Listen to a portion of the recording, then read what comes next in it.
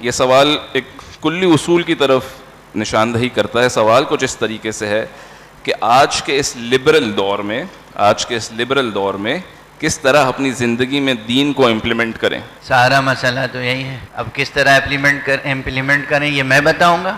Implement آپ کو کرنا ہے، نہیں کریں گے تو آپ کے لیے خیر دنیا اور خیر آخرت کے دروازے بند ہو جائیں. دین موجود ہے، دین قابل عمل ہے، دین مشکل نہیں ہے، دین دشوار نہیں ہے، دین سہل ہے، دین سراسا قانون رحمت الہی ہے. کتاب قرآن سراسر کتاب رحمت ہے، نبی رحمت ہیں.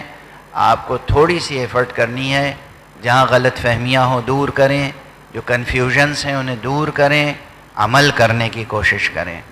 عمل کے بغیر چارہ نہیں ہے، عمل کے بغیر رستگاری نہیں ہے، نہ اس دنیا میں نہ آخرت میں. اس لیے عمل ہے اس کا حل، عمل اور بس عمل.